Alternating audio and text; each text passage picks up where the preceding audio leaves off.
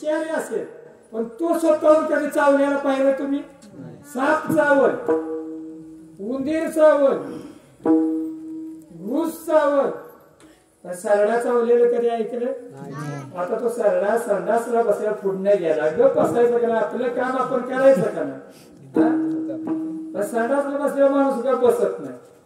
त्याने ते आपल्या बाणाने काय केलं, तो सरडा उचलला आणि असा फेकला.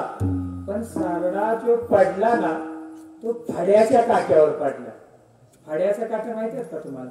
त्याला बी असा पंच असतो आणि असे काट्या असतात. तुम्ही फड्याचं काट्या बघितलं का? असं काटच असतात ते बाणासारखं असं. मग ते असं त्याच्या तळात असं असतं ते फळा. त्याला फळ बी येतं लाल. ते असं काढलं ना रात लाल गुंड असं फळ असतं. उद्या बघा एखाद्या का असलं फड्याचं काट्याचं नसलं कुणाकडं आमच्या संघ चला उद्या मी तुम्हाला दाखवतो फड्याचं काटे कसं असतं. हा ते असं फड्याचं काटाचं असं ते पान असतं आणि त्याला असे काटे असते. त्या वेळेला ते सरडा असा उचलला आणि तो टाकल्याबरोबर तो फड्याच्या काट्यावर पडला. कशावर पडला? फड्याच्या काट्यावर.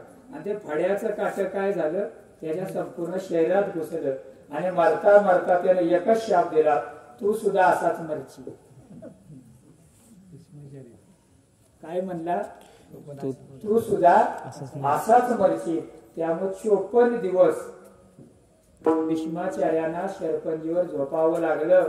तर भीष्माचार्यांना जर शरपंजीवर झोपावं लागलं 54 दिवस, तर आपण आपल्या आई वडिलांचा हाल करतो. आपलं मृत्यू कसा येते त्याचं त्याने ठरवलं पाहिजे. पण आम्हाला जीवनामध्ये कळत